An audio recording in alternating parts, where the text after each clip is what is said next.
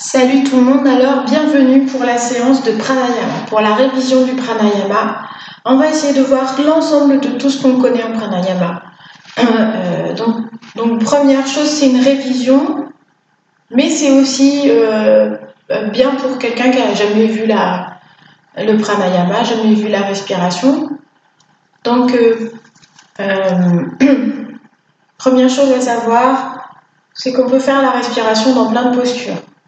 Donc on va commencer pour être super à l'aise, commencer par sentir notre respiration allongée, allongée sur le dos. Donc je vous propose de vous mettre à plat sur le dos, de rester couvert puisqu'on va rester tout le temps immobile. Voilà. Ok. Donc on est allongé sur le dos et on va poser la main. Une main sur le ventre, une main sur la poitrine. Et on va poser les pieds bien parallèles. Les pieds à côté du bassin, à peu près, pas trop loin du bassin. De manière à ce que les jambes soient confortables. Et de manière à ce qu'on puisse sentir le poids du corps dans les pieds. Voilà. Donc, une des choses importantes dans la respiration, c'est de rester confortable, relaxé. Donc, il faut que les pieds soient relaxés. Il faut que la nuque soit détendue. On a la nuque appuyée dans le sol. Et on commence à sentir le mouvement qui porte les mains vers le haut, vers le bas. Donc on sent les mains qui sont bercées par la respiration. On peut sentir qu'il y a une différence entre la main qui est sur le ventre et la main qui est sur la poitrine, sur les côtes. Ça ne se soulève pas au même moment. Ça ne redescend pas au même moment. On peut sentir que le ventre, à l'inspire, se soulève. Et ensuite, c'est la poitrine. Puis quand on expire, le ventre descend et la poitrine descend. Donc on va essayer d'aller un petit peu plus loin dans cette respiration et installer ce qu'on appellerait notre rythme de base, c'est-à-dire d'inspirer 3 secondes, d'expirer 3 secondes. Donc on essaye de ne pas tricher, on inspire, le ventre gonfle, et on expire, le ventre dégonfle. Voilà, on inspire, le ventre et la poitrine gonflent. On expire un peu plus longtemps, ventre et poitrine. Inspire, 3 secondes. Expire, 6 secondes.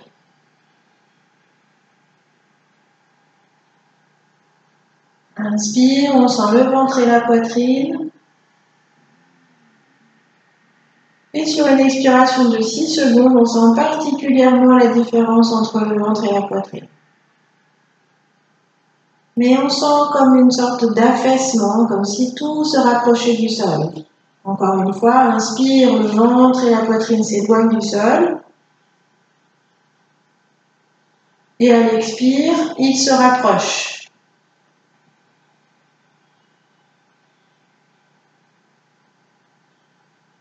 Maintenant, on va essayer d'aller un peu plus loin. On inspire 4 secondes. Et on expire 8 secondes. Comptez dans votre tête. 1, 2, 3, 4, 5, 6, 7, 8. Inspirez 4 secondes. Expirez 8 secondes. Des secondes véritables, c'est-à-dire on ne va pas plus vite que la musique. Inspire. 1, 2, 3, 4. Expire. 1, 2, 3, 4, 5, 6, 7 et 8. Encore une fois, inspire. Et expire.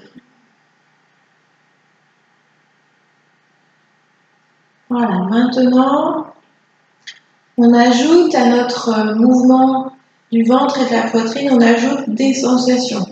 Donc, sensation du périnée. Au moment d'expirer, on peut contracter le périnée et le faire glisser comme s'il était aspiré vers les côtes, vers l'estomac. Donc, on va essayer de sentir ça chaque fois qu'on expire. Contracter de plus en plus fort jusqu'à la fin de l'expiration. On inspire. Et à l'expire, contracte le périnée et rentre le ventre. Dans la foulée, la poitrine descend. Inspire, on contracte le périnée. Et expire, on resserre périnée, abdominaux, le diaphragme. Inspire, on sent le bassin qui pousse les fesses dans le sol. Et à l'expire, on sent le bassin qui bascule en arrière. Comme si le bassin tournait sur lui-même, c'est ce qui se passe. Le bas du dos enfonce dans le sol. Inspire, le bassin bascule dans l'autre sens, c'est-à-dire le pubis vient vers l'avant. Et expire, le pubis retourne en arrière. Les ischions, le sacrum, le coccyx poussent dans le sol. Inspire, les ischions s'ancrent dans le sol, le pubis avance. Et expire, c'est le contraire, le sacrum et le coccyx s'enfoncent dans le sol pendant que les ischions, eux, s'éloignent du sol. Et encore une fois, inspire. Et expire, sentez la bascule, sentez le périnée, sentez la force dans les pieds. Ok. Donc là, avec ce mouvement de bascule du bassin et avec ce mouvement qui vient chercher dans l'enracinement des pieds, qui vient chercher dans l'enracinement du dos, on va pouvoir rajouter les temps de rétention. Donc on passe à notre respiration à 4 côtés. Inspire, retiens, expire, retiens. On reste sur la même ligne, c'est-à-dire inspire, expire, ça dure 4 et 8. Et les temps de rétention, on va essayer de commencer à 10 secondes et on terminera à 16 secondes. On va augmenter par 2 secondes à chaque fois. Donc, on inspire, le ventre et la poitrine gonflent. On bloque le souffle 10 secondes.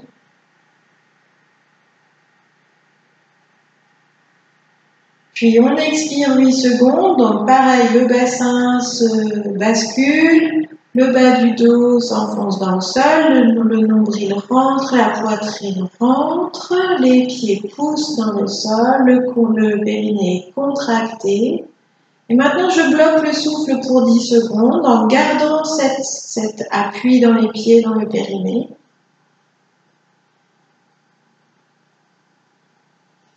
Et à nouveau, j'inspire, je relâche dans le bassin. 1, 2, 3, 4. Et je bloque le souffle, cette fois 12 secondes.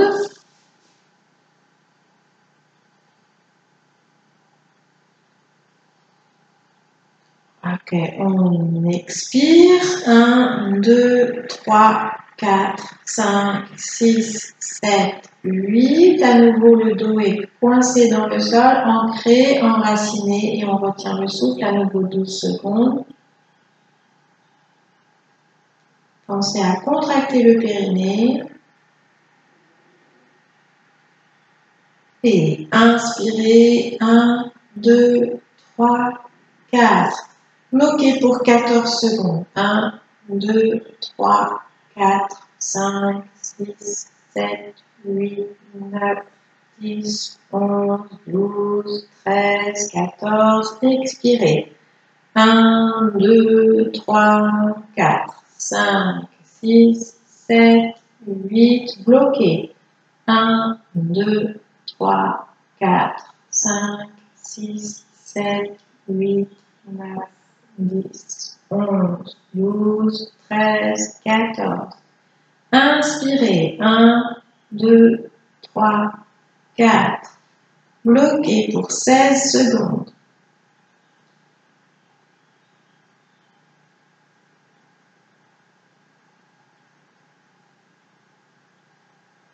Expirez 8 secondes, contractez le périnée, rentrez le ventre, plaquez le bas du dos. Laissez tomber la poitrine et retenez le souffle. 16 secondes. 1, 2, 3, 4, 5, 6, 7, 8, 9, 10, 11, 12, 13, 14, 15 et 16. Relâchez. Donc, on fait un petit point, chacun pour soi, pour savoir quel est le temps de rétention qu'on arrive à supporter.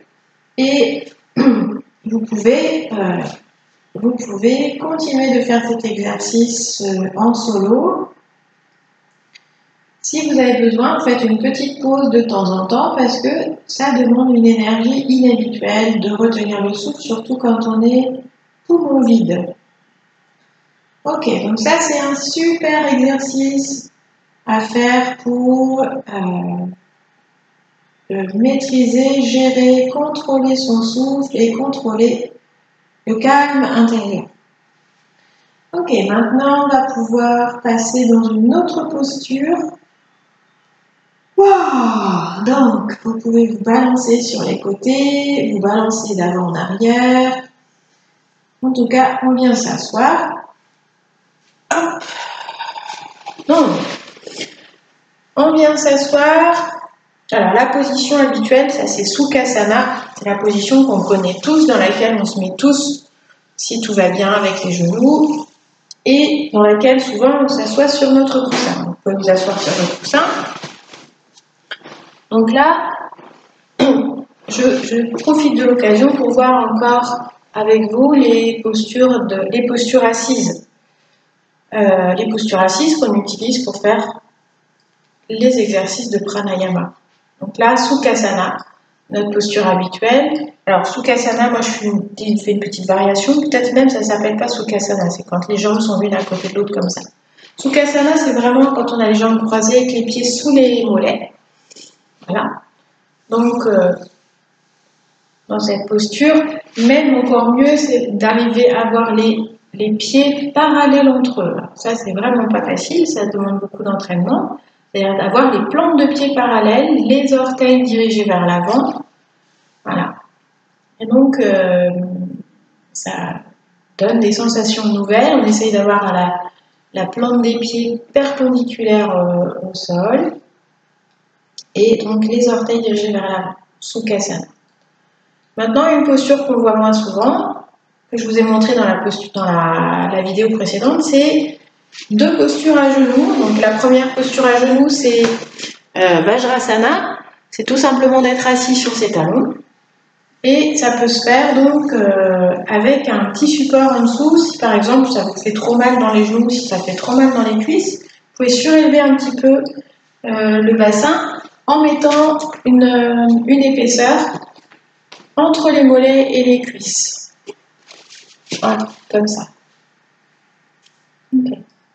Donc là, dans tous les cas, on a cet étirement ici des chevilles. Donc c'est non seulement une posture qui est facile pour les souples, les personnes souples, mais c'est surtout une posture qui est très intéressante pour assouplir justement les personnes qui sont un petit peu raides. Donc on peut rester un petit peu de temps. Ici, on va faire juste un exercice de respiration que j'appelle la respiration des petits enfants, la respiration du silence. Donc c'est quand on veut dire chut à des enfants, on veut dire chut même à quelqu'un d'adulte. Donc vous avez sans doute remarqué que si on dit chut, chut, comme ça en colère, il n'y a pas vraiment de chance que ça marche. Par contre, si vous dites chut tout doucement, chut, là, il y a des meilleures chances que ça marche. Et alors, du coup, on va exploiter ça chut, tout doucement en faisant le son qui sort par la bouche. Donc, c'est exceptionnel. Dans les exercices de pranayama, d'habitude, on a la bouche fermée, mais là, on va faire avec la bouche ouverte, en cul de poule, et on va laisser passer le moins possible d'air pour que ça dure le plus longtemps possible. Et donc là, on va pouvoir observer qu'on a beaucoup de ressources à l'intérieur, qu'on a le ventre peut toujours rentrer encore plus et on peut toujours aller chercher encore quelques gouttes de respiration. encore quelques gouttes d'oxygène dans les poumons à faire sortir. Donc, il faut garder le dos bien droit, comme d'habitude, quand on est assis, dans notre posture habituelle. Et on va garder les épaules basses, garder le dos plat, garder le coude relâché, juste avec le doigt pour essayer, parce que ça permet au cerveau de comprendre de quoi il s'agit. Alors, on prend une bonne inspiration.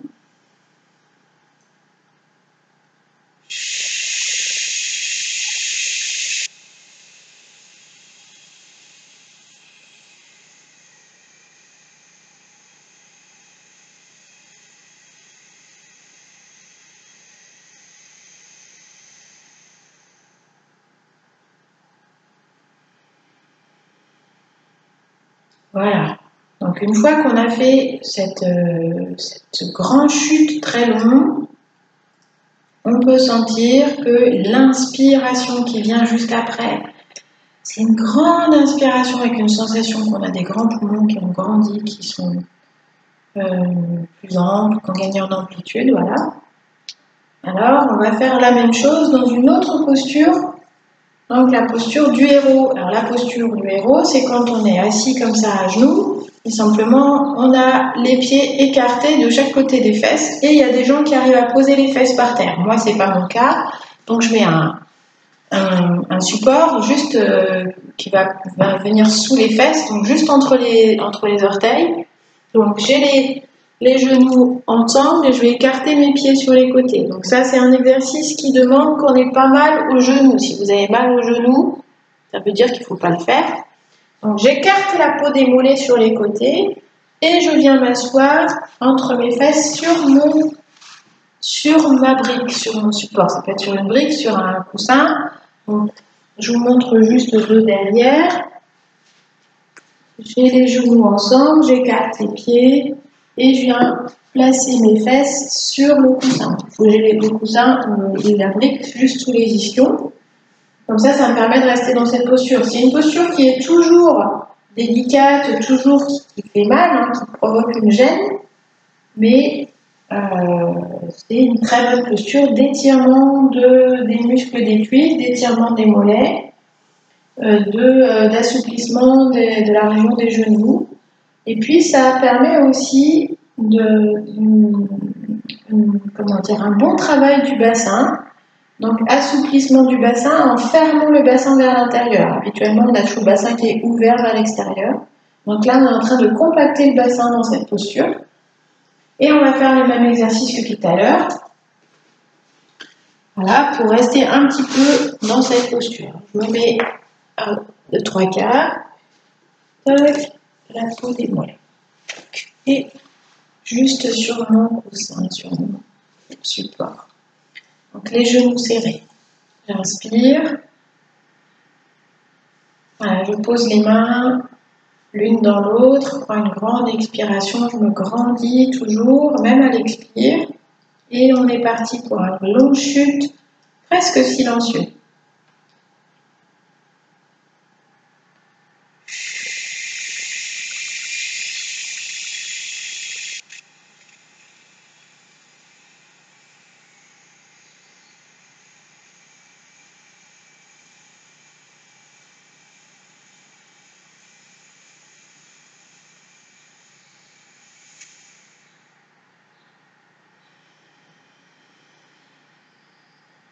Voilà. Ok. Donc ça, c'est bien pour découvrir ces postures ces postures assises. Donc, je vous ai dit, là, c'est Virasana, cette posture. C'est Virasana assis. Alors maintenant, on va passer à notre exercice de respiration Shivananda. Enfin, pas spécifique à Shivananda, simplement on le fait systématiquement chez Shivananda. C'est Kapalabhati. Donc, Kapalabhati, ce que je voudrais faire aujourd'hui, c'est vraiment réexpliquer, parce que j'ai observé que même pendant les cours, et même avec les personnes qui sont en cours avec moi régulièrement, il y a des gens qui n'ont pas encore bien réussi à faire cet exercice. Et puis, c'est bien aussi, c'est l'occasion d'expliquer aux gens qui ne connaissent pas. Donc, je m'assois sur mon coussin pour être dans la posture la posture Sukhasana, la posture habituelle, ou alors avec les jambes comme ça, croisées. Voilà. Donc, Kapalabhati, c'est des expirations qui viennent chercher dans le ventre et dans le nez. Donc là, on revient à des exercices de respiration où la bouche reste fermée et on veut expirer par le nez de manière sèche, comme si on se mouchait. Donc, et d'ailleurs, si vous avez besoin de vous moucher avant cet exercice, ce serait pertinent si vous avez le nez un petit peu pris. Alors, donc, ça commence par inspirer, gonfler le ventre, et puis expirer d'un coup sec. J'inspire, je gonfle le ventre, et j'expire d'un coup sec. J'inspire, et j'expire. Voilà. Donc c'est simple, mais ça reste quand même compliqué à comprendre des fois, parce que il arrive que des personnes, quand elles essayent de faire cet exercice, au lieu de souffler de l'air vers l'extérieur en expirant, des fois les gens inspirent. Donc c'est pour ça que j'insiste sur le fait de d'abord inspirer, gonfler le ventre, et expirer d'un coup. J'inspire, je gonfle le ventre, j'expire d'un coup, comme ça, en rentrant le ventre. Donc, j'ai le ventre qui rentre vers l'intérieur, vers les côtes, même vers le haut. Et du coup, ça pousse les poumons vers le haut, ça pousse l'air vers la sortie des poumons, vers le nez. Donc, il faut vous entraîner à faire ça à un rythme de plus en plus rapide. Donc là, je l'ai fait lentement, je refais avec vous. J'inspire. J'inspire à nouveau. J'inspire à nouveau. Donc là, on a bien deux phases. J'inspire, je gonfle le ventre. Expire, j'éjecte l'air par le nez. Maintenant, on va le faire un petit peu plus rapidement. Ça fait comme ça.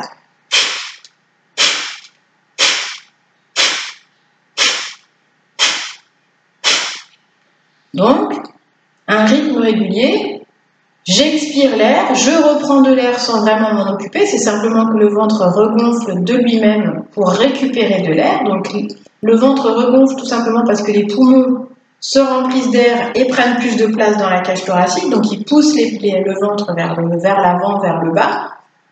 Et puis, au moment d'expirer, hop, le ventre rentre et l'air est expulsé. Il faut vraiment que vous sentiez ça. On peut aussi faire avec un doigt sous le nez pour être sûr que quand il y a le bruit, c'est bien l'expiration, c'est-à-dire qu'on a bien de l'air qui souffle sur le doigt. L'air avec le nez, bien entendu, la bouche reste fermée. Donc, si je le fais comme ça, je dois sentir que je souffle comme si je soufflais les bougies avec le nez. Donc, j'inspire et j'expire sèchement.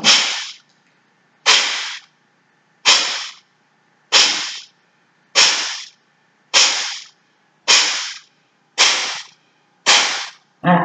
Donc là, je dois vraiment sentir, au moment où je fais le bruit d'expiration, je dois vraiment sentir que je souffle sur le doigt.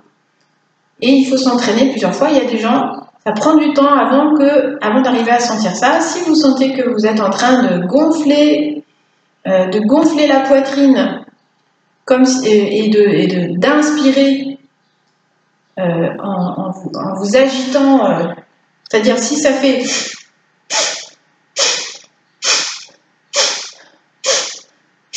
C'est-à-dire, si vous inspirez à chaque fois que ça fait du bruit, c'est que ce n'est pas le bon truc.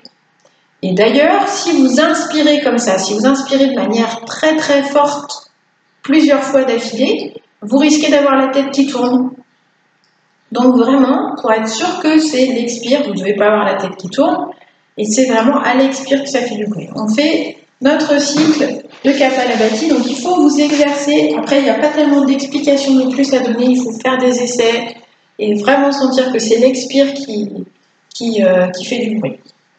Alors, on fait notre premier essai avec 30 expirations d'affilée et 30 secondes de rétention.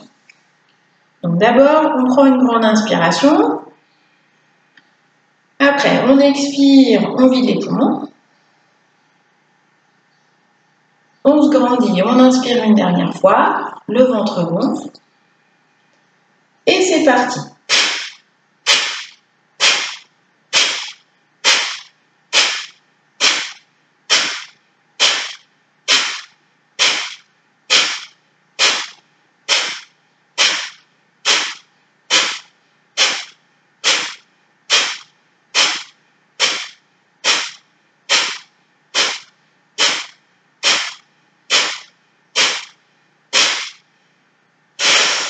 On termine avec une grande expiration, on vide complètement les poumons, on rentre dans le ventre. Maintenant, on respire normalement pour remplir les poumons.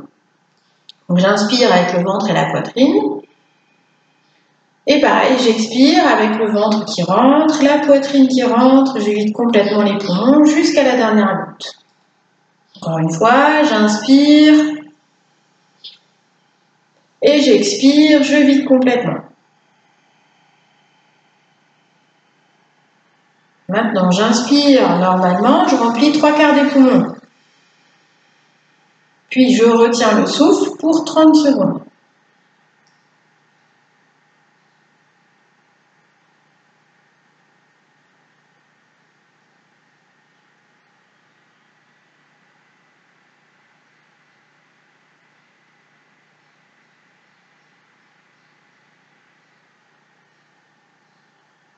Et à 30 secondes, j'expire à nouveau. Voilà, donc ça c'est un premier cycle et c'est un premier objet d'entraînement.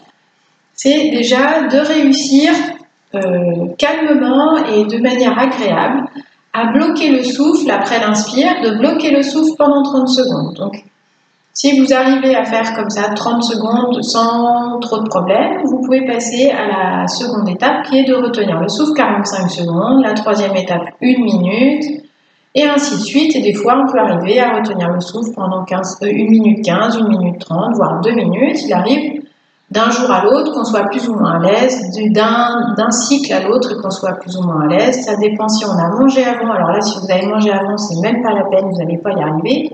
Du moins, vous allez vous sentir oppressé, ce sera très désagréable.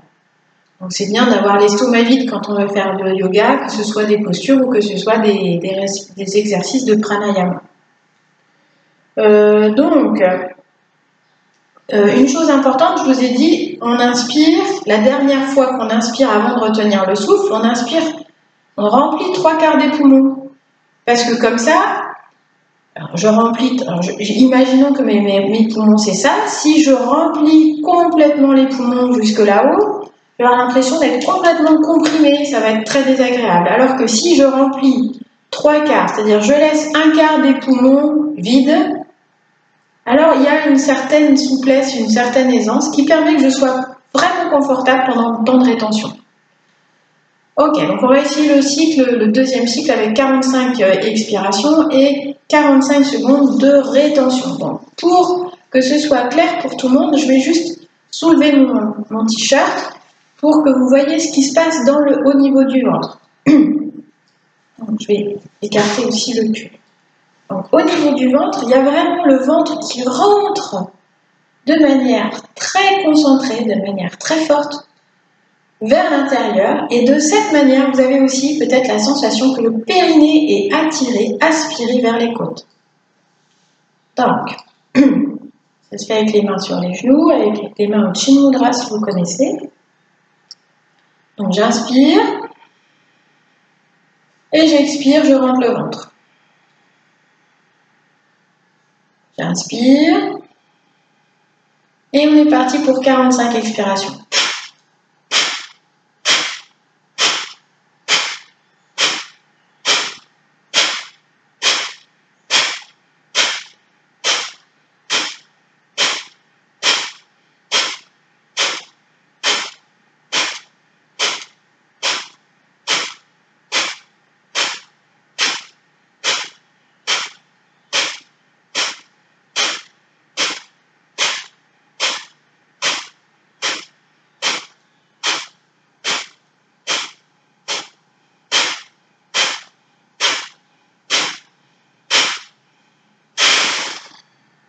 Je termine avec une grande expiration où je rentre complètement le ventre. Maintenant, j'inspire. Je gonfle le ventre au maximum. J'expire, je vide les poumons pendant 8 secondes, comme d'habitude. J'inspire, je regonfle le ventre et la poitrine. Et j'expire encore une fois pour vider les poumons complètement.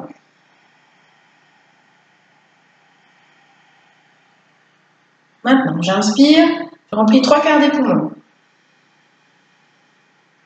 Et là, je bloque le souffle pour 45 secondes.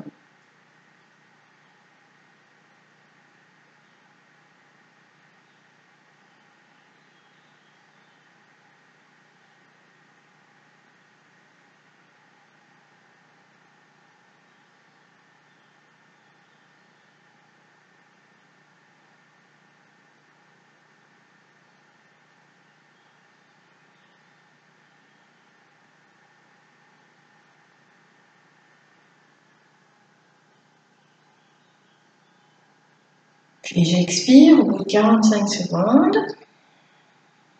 Je vide complètement les poumons et je respire à nouveau normalement. Voilà, donc une chose à savoir, c'est que pendant ces temps de rétention, on est dans une séance de pranayama. Cet exercice, c'est du pranayama, ça veut dire le contrôle du souffle, le contrôle de l'énergie.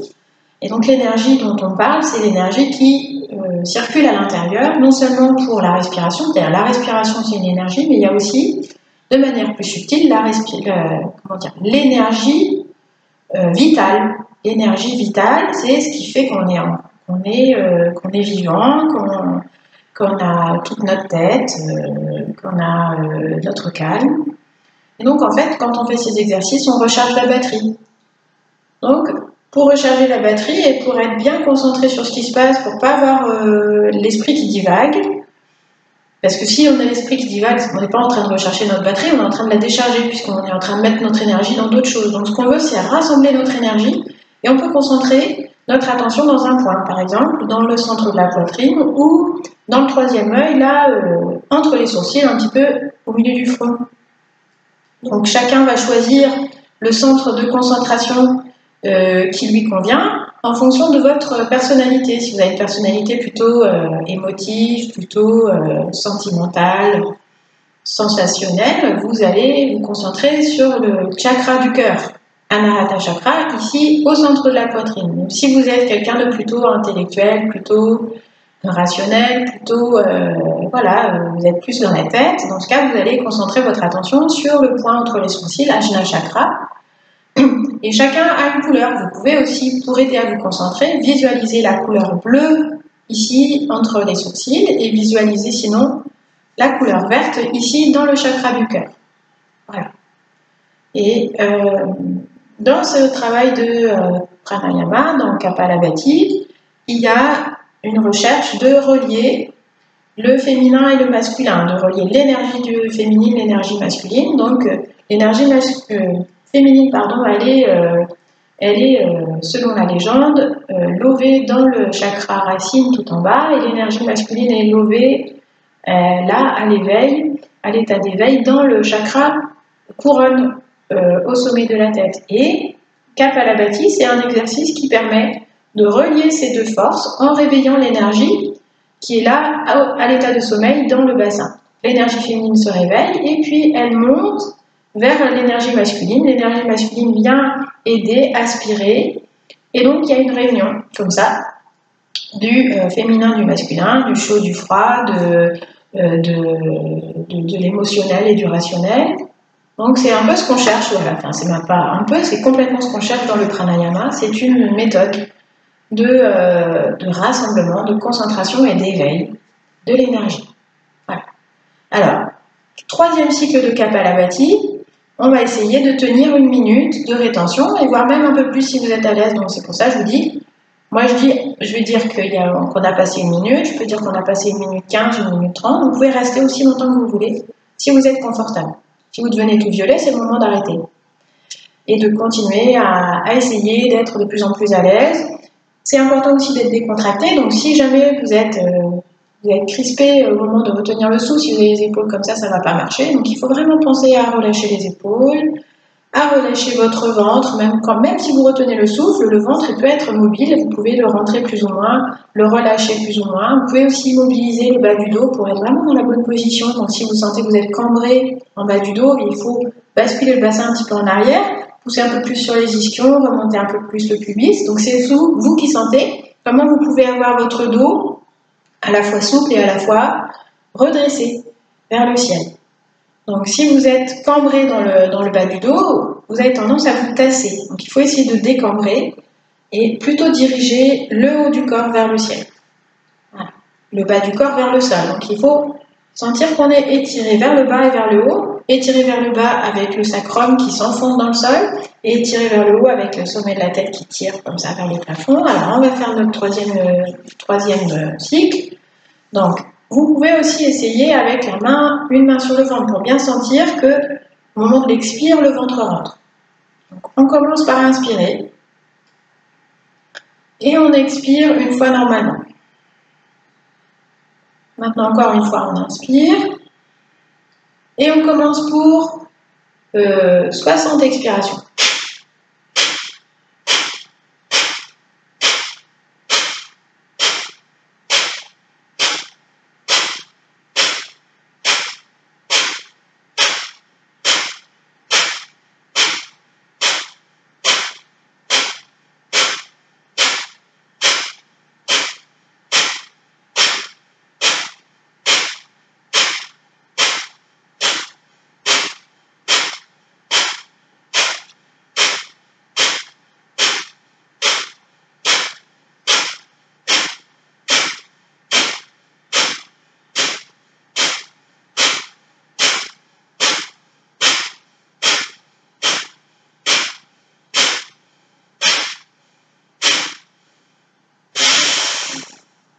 On termine avec une grande expiration. Et ensuite, on inspire profondément, on gonfle le ventre et la poitrine.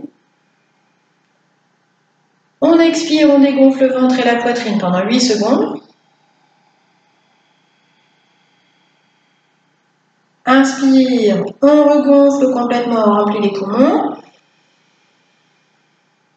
Expire, on évacue toutes les tensions, toutes les douleurs, toutes les mauvaises choses qui nous servent plus dans le sang. On expulse tout. Et encore une fois, on inspire, on remplit avec de l'oxygène neuf. Et une dernière fois, on expire au maximum. On veut vider complètement les poumons, complètement. Maintenant, on inspire 3/4 des poumons et on bloque le souffle pour 1 minute. Donc là, on détend bien les épaules, on détend le visage, on détend, comme je vous ai dit, le ventre, le dos. On cherche la meilleure position pour laisser l'énergie circuler dans notre point de concentration, soit le cœur, soit le 3e œil.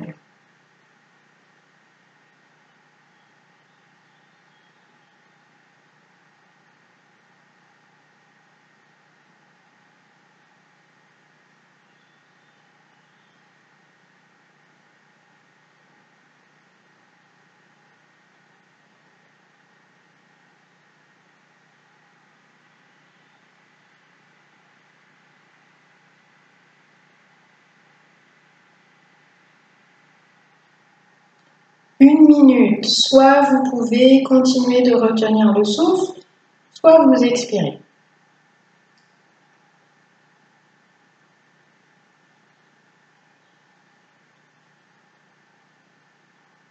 Voilà, 1 minute 15. On peut rester encore 15 secondes supplémentaires si vous souhaitez.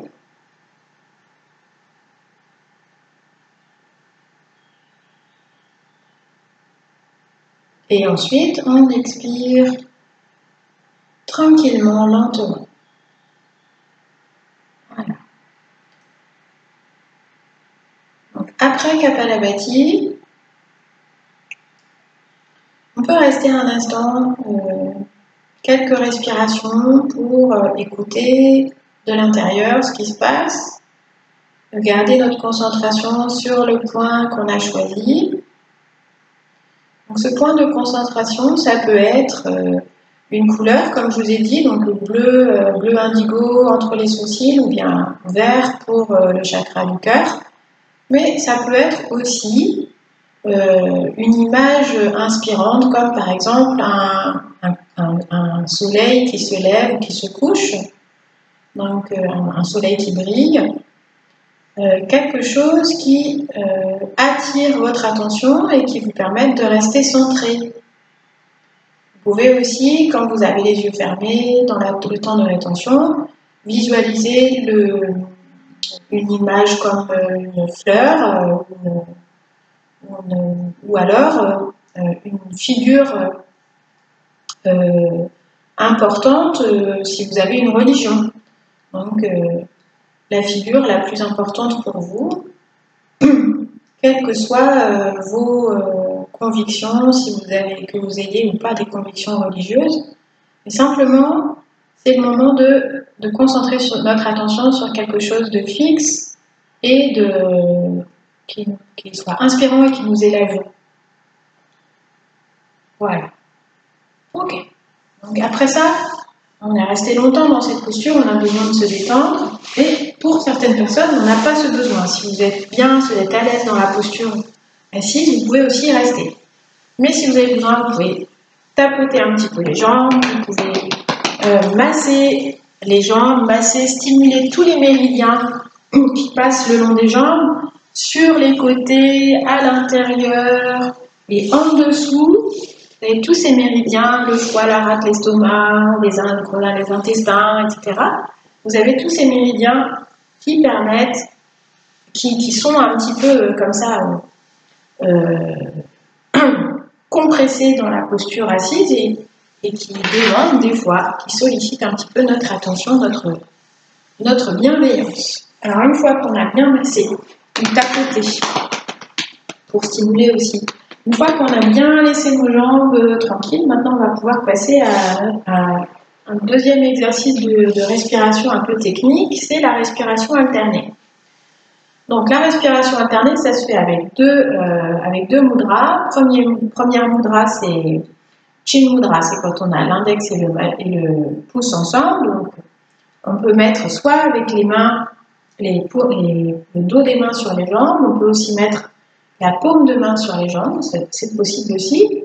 Et donc on dit que là, ici, comme ça, avec les doigts, les paumes de main vers le sol, c'est plutôt quelque chose qui correspond au soir, au repos, à l'apaisement. Et si on a les paumes de main tournées vers le ciel, c'est plutôt une histoire d'ouverture, donc plutôt de réveil, plutôt d'accueil. Donc, vous faites comme vous le sentez, les deux positions sont bien. Donc on fait Chin Mudra juste avec la main gauche pour notre exercice de respiration et on va faire Vishnu Mudra. Donc Vishnu Mudra, je me mets là, voilà. Vishnu Mudra, ça va être index majeur plié et on a l'annulaire et le pouce disponibles chacun l'un et l'autre pour boucher les narines. Je vais me rapprocher.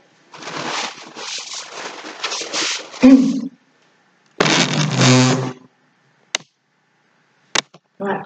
Donc, on est toujours assis dans une posture de votre choix. Vous pouvez aussi être assis, comme on a vu tout à l'heure, en Virasana ou en Vajrasana. Alors, on a Chin Mudra à gauche. Il faut que je m'écarte un petit peu.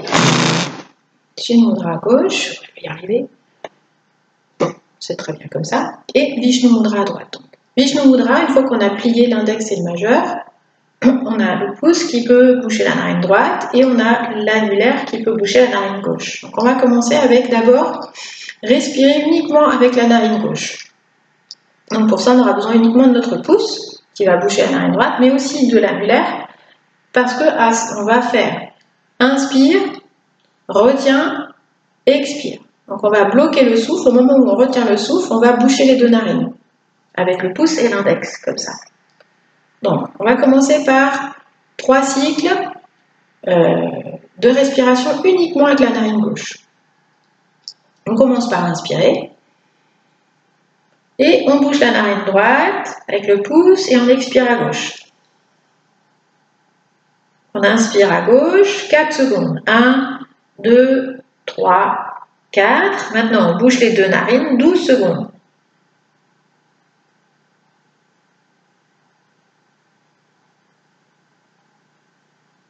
Et on expire à gauche. 1, 2, 3, 4, 5, 6, 7, 8. Inspire à gauche. 1, 2, 3, 4. À nouveau, on bouge les deux narines.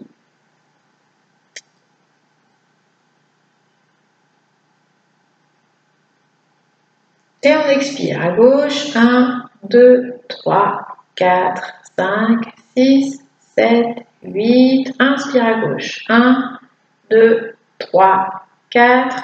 Bouge les deux narines.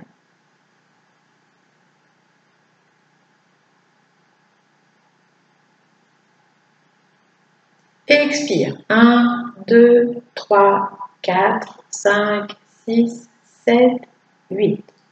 On repose la main. Donc là, typiquement, si c'est votre premier essai, vous pouvez sentir que ça dépote un petit peu. La narine gauche, on la sent un petit peu mieux. Là, si on respire normalement, si vous fermez les yeux, vous respirez. Vous sentez que vous n'avez pas la même sensation dans les deux narines. Et vous sentez aussi que si vous avez le nez bouché, c'est vraiment le moment de vous moucher. Donc avant les exercices de respiration, toujours, si vous avez le nez un peu encombré, il faut se moucher. Alors, maintenant, on va faire la même chose avec la narine droite. Donc, c'est toujours avec la main droite, toujours en Vishnu Mudra. Donc, on a toujours Chin Mudra à gauche, Vishnu Mudra à droite. Cette fois, on va respirer avec la narine droite. Donc, on va alternativement boucher, déboucher la narine gauche. La narine droite, pardon. D'abord, je commence par inspirer. Maintenant, je bouge la narine gauche avec mon annulaire et j'expire à droite. Puis j'inspire à droite, 4 secondes. 1, 2, 3, 4. Je bouge les deux narines, 12 secondes.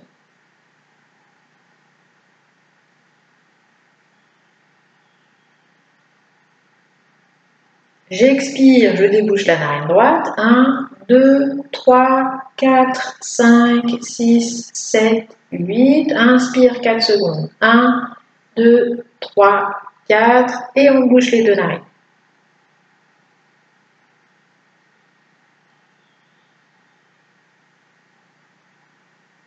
Expire 8 secondes. 1, 2, 3, 4, 5, 6, 7, 8. Inspire. 1, 2, 3, 4. Et je bouge.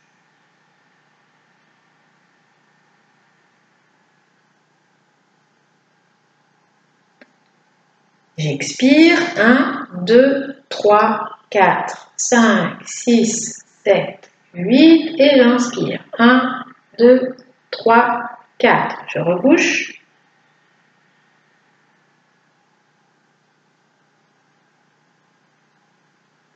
J'expire. 1, 2, 3, 4, 5, 6, 7, 8. Je repose la main et je respire normalement.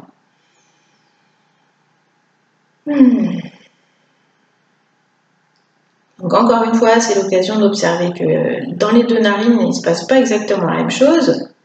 Des fois, on a une narine qui est un petit peu plus bouchée que l'autre. Donc typiquement, c'est un exercice qui est vraiment génial pour prévenir les problèmes de nez bouché.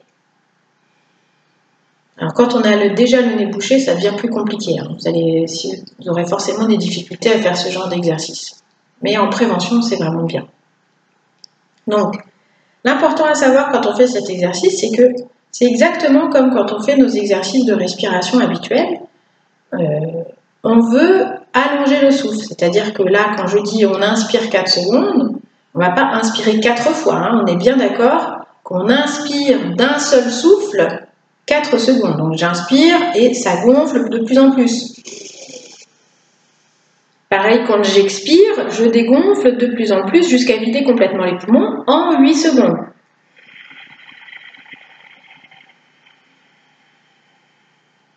À aucun moment, on va expirer 8 fois de suite. C'est pas du tout ça. On ne fait pas. C'est pas du tout ça. C'est vraiment une seule expiration sur laquelle tous les poumons se vident en 8 secondes. Je préfère le dire parce que il est arrivé que ça ne se soit pas compris. Voilà, donc là on a fait chaque fois une narine. Maintenant, on va faire les deux narines l'une après l'autre. Ça veut dire que on va faire un cycle entier. Le cycle va commencer par la gauche, ensuite on respirera à droite, et ensuite on reviendra à gauche, et ça ferait un cycle entier. Donc pour ça, on a toujours main gauche en Anshik Mudra, main droite en Vishnu Mudra. Donc pour information, Vishnu Mudra, c'est pas toujours utilisé comme ça. Des fois, il y a une autre mudra, et donc je vous la montre pendant qu'on y est. Des fois, au lieu d'avoir l'index et le majeur pliés comme ça, des fois, les gens font en posant l'index et le majeur sur le troisième œil, ce qui permet de rester concentré, parce qu'en définitive, dans chaque exercice de respiration, dans chaque exercice de pranayama, si on ne veut pas que ça reste juste la respiration, mais que ça soit vraiment un développement de l'énergie, une maîtrise de l'énergie, dans ce cas, on va concentrer notre attention sur le troisième œil pour faire venir cette énergie à cet endroit-là, qui est un endroit stratégique. Puisqu'on veut rétablir un lien entre le corps et le mental, entre le corps et l'esprit. Donc, le lien entre le corps et l'esprit, il se situe dans le souffle, et il se situe dans cette énergie qu'on amène à cet endroit-là, et qu'on fait en sorte de ne pas disperser dans tous les sens. C'est pour ça qu'on reste centré, pour être à l'inverse de l'intention de se disperser. Donc on va essayer pour notre essai sur la respiration alternée, on va essayer avec cette position. Index majeur posé sur le front, le pouce bouchera la narine droite et l'annulaire, pareil, bouchera la narine gauche, comme ça. Donc ça fera ça, ça, et quand on bouge les deux narines, eh bien, l'index, le pouce et l'annulaire en même temps. Donc essayez, j'ai vu des gens encore aujourd'hui qui sont en cours avec moi depuis longtemps, qui n'arrivent pas à s'astreindre à faire ce mouvement, et qui vont mettre les doigts un peu n'importe comment. Et c'est dommage, puisque en fait, c'est une occasion, comme toutes les choses qu'on fait qui sont inhabituelles, c'est une occasion de faire travailler son cerveau. Et de faire travailler aussi la dextérité, l'autonomie du pouce, des mains, et aussi les articulations, bien entendu. Et ça fait travailler la mémoire. Ça fait travailler des zones du cerveau, qui est la mémoire et la découverte. Donc, mémoriser un nouveau mouvement, très important. Donc, je vous invite vraiment, si vous n'arrivez pas à faire ce mouvement-là, de tenter encore une fois, de vous entêter. On est parti pour 5 cycles, droite-gauche. Donc, on commence par inspirer avec les deux narines. Maintenant, on bouge la narine droite, on expire à gauche. Ensuite, on inspire à gauche, 4 secondes. 1, 2, 3, 4. On bouche les deux narines 12 secondes.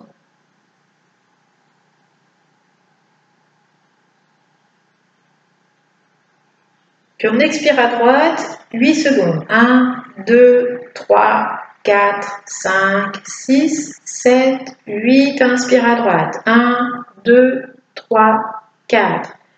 On rebouche les deux narines.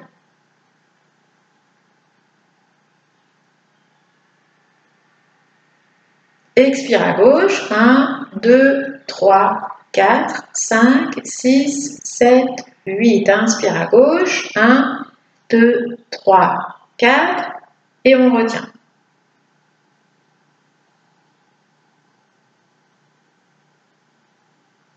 Expire à droite, 1, 2, 3, 4, 5, 6, 7, 8. Inspire à droite, 1, 2, 3, 4. Bloqué.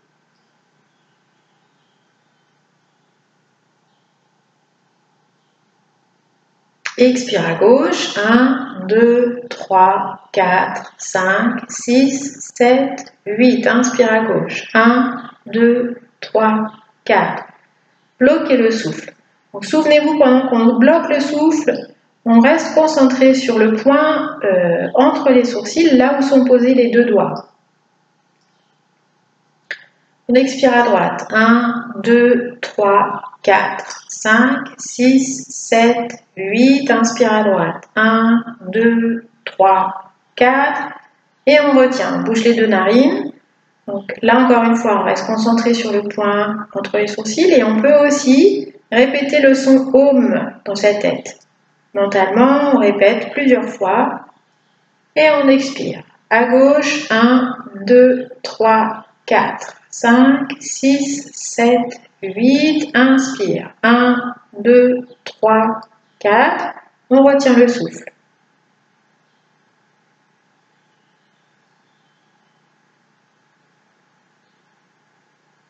Et on expire à droite. 1, 2, 3, 4, 5, 6, 7, 8. Inspire à droite. 1, 2, 3, 4. On bouge les deux narines. Concentrez-vous, détendez les épaules, détendez le visage.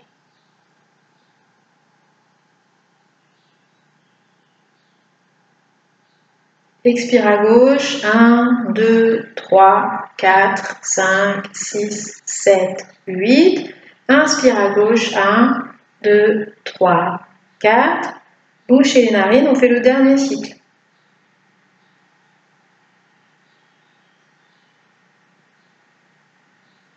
Expire à droite, 1, 2, 3, 4, 5, 6, 7, 8. Inspire à droite, 1, 2, 3, 4. On retient pour la dernière fois.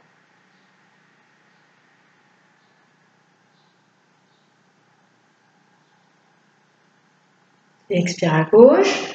1, 2, 3, 4, 5, 6, 7 et 8. Reposez la main, gardez les yeux fermés et observez votre respiration.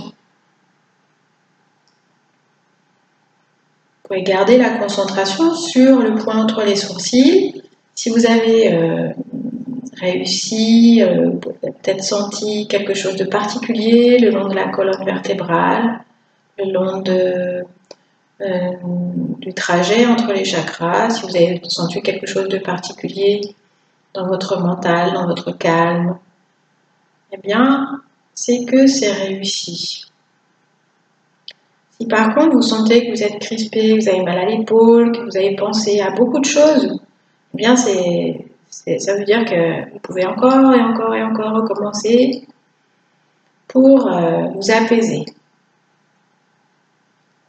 Avec l'expérience, la sensation d'être un peu crispé, de se dire mince, à quel moment je vais boucher à gauche, à droite, cette sensation s'en va et on est uniquement dans la sensation énergétique, dans un travail d'apaisement et de maîtrise progressive de la rétention du souffle, la sensation qui devient agréable au fur et à mesure. Voilà, donc on a vu l'ensemble des respirations et il reste un exercice de respiration que j'aurais bien aimé voir avec vous, donc je vais voir rapidement. Donc à nouveau, on va se mettre allongé sur le tapis. Je vais y arriver. Correct. Voilà. Donc, on est allongé sur le dos. Et on va utiliser cette fois, comme on a fait au tout début de la séance, on va utiliser notre périnée, nos abdominaux, notre diaphragme, et on va tenter de retenir le souffle poumon vide, comme on a fait déjà. Mais cette fois, on va essayer d'aspirer le nombril vers les côtes. D'ailleurs, on ne va pas le faire coucher, excusez-moi, on va faire plutôt debout. Donc, on se met debout, toc. Voilà. Je ne me mets pas trop loin. Donc, je vais me mettre de profil. Alors, on se met debout avec... Je vais rentrer le t-shirt pour que vous voyez ce qui se passe. Donc, vous voyez que quand je gonfle et quand je respire normalement, j'ai le ventre qui gonfle et qui dégonfle. Ça ne voit pas des masses. J'inspire et j'expire. Mais effectivement, ça ne voit pas des masses, c'est-à-dire que le ventre ne rentre pas non plus, c'est pas flagrant. Donc là, ce qu'on va faire, c'est qu'une fois qu'on aura expiré, on va rentrer le ventre, on va bloquer le souffle après l'expire et rentrer le ventre avec le périnée qui aspire vers le nombril. Donc, périnée, nombril, aspirer vers les côtes. Donc ça fait comme ça, je me mets en appui sur mes jambes avec les fesses en arrière, les genoux pliés, voilà, pieds à peu près à la largeur du bassin. Donc ce qui est important, c'est que j'ai pas les coudes, j'ai pas les épaules qui comme ça rentrent dans les épaules, hein. On a le cou qui sort bien des épaules, ça veut dire que les épaules vont en arrière, se serrent en arrière. Voilà. Donc, je suis légèrement en antéversion. Donc là d'abord j'inspire, je gonfle le ventre. Ensuite, j'expire, je dégonfle le ventre. Une fois que j'ai tout dégonflé, j'ai vraiment vidé tous les poumons, je bloque le souffle et j'aspire le nombril vers la colonne vertébrale.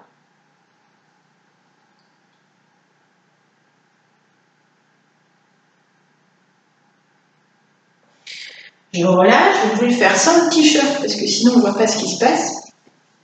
Et sinon, vous n'allez pas pouvoir faire l'exercice. Donc, on est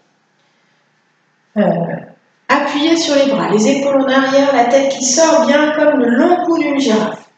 D'abord, j'inspire. Ensuite, j'expire.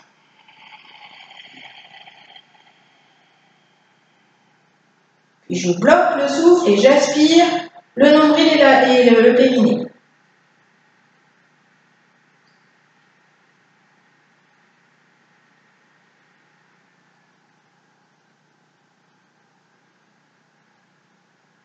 Puis je relâche. Ok.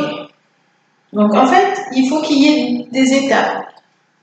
Quand j'aspire le périnée, le nombril vers les côtes, j'ai les abdominaux qui travaillent, qui me rentrent le ventre complètement. C'est facile de rentrer puisque le ventre est vidé, puisque les poumons sont vidés, donc le ventre n'est pas catapulté vers l'avant. Et au moment de reprendre son souffle, c'est bien d'aller en plusieurs étapes, c'est-à-dire d'abord de décontracter le périnée et ensuite de reprendre son souffle, de laisser le ventre regonfler. On fait encore une fois et puis vous allez pouvoir vous entraîner. Donc j'inspire, j'expire.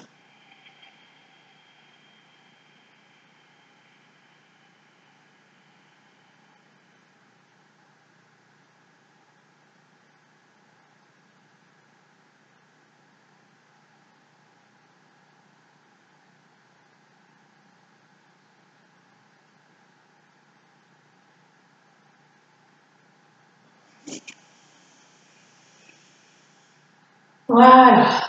Ok, donc, vous avez vu, j'ai cette fâcheuse tendance à rentrer les épaules dans les oreilles, ce qui n'est pas très très bon. Vous avez vu aussi qu'il y a un mouvement, c'est-à-dire que au départ, je suis en antéversion avec les fesses en arrière, et au moment où j'aspire le nombril, j'ai le bassin qui change de direction, je me mets en rétroversion. En fait, le fait que les abdominaux rentrent vers la cage thoracique, ça pousse, ça étire les muscles du bas du dos qui se repositionnent. Donc ça, je vous laisse faire. Je vous propose de faire ça. Donc c'est bien 5-6 fois, mais après ça devient un petit peu. C'est vraiment violent pour le ventre, donc il faut faire vraiment tout doucement. Et vous pouvez aussi le faire allonger sur le dos. Donc on va essayer de le faire allonger sur le dos pour voir ce que ça change. Et selon les personnes, on est plus à l'aise avec l'une ou l'autre des possibilités. Donc sur le dos, je me mets avec les jambes pliées, comme dans la position qu'on a prise au tout départ de la séance, et je vais mettre les mains sur le bas des cuisses. Donc pareil, je vais relever mon t-shirt pour que ce soit significatif. Donc j'inspire avec le ventre, je laisse gonfler le ventre. Ensuite, j'expire, je pousse le bas du dos dans le sol, je ravale, j'expulse tout l'air que j'ai dans les poumons, je vide complètement. Et je commence l'aspiration en bloquant le souffle.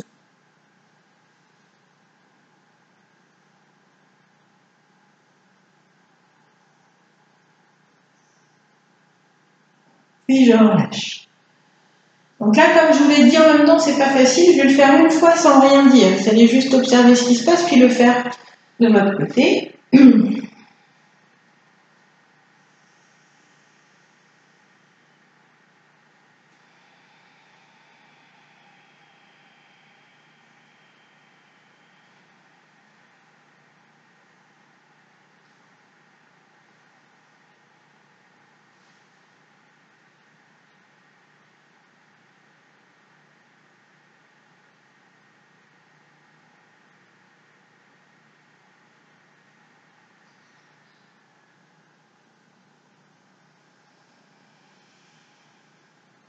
Voilà.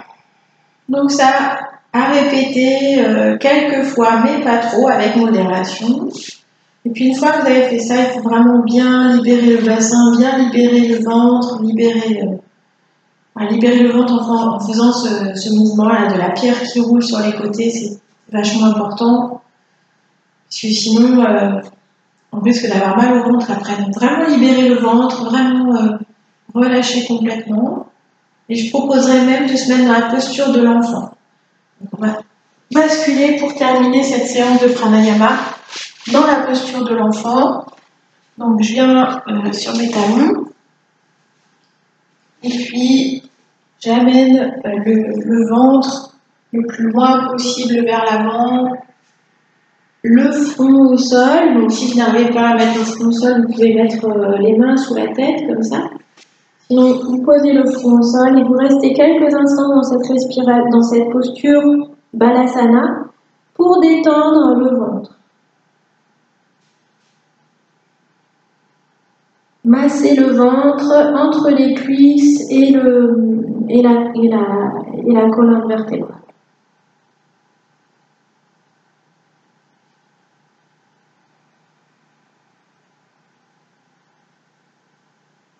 Voilà, ce serait même peut-être encore mieux avec les bras devant et éventuellement dans la posture du petit chien. À vous de choisir la position qui vous correspond à ce moment-là pour détendre le ventre. Donc, je vais mettre en appui sur les coudes, la tête, le front par terre. Et là, de cette manière, je laisse le ventre se relâcher. Donc, il faut vraiment veiller à ce que le ventre gonfle librement à l'inspire et dégonfle librement à l'expire. Voilà, restez dans cette posture pour quelques respirations.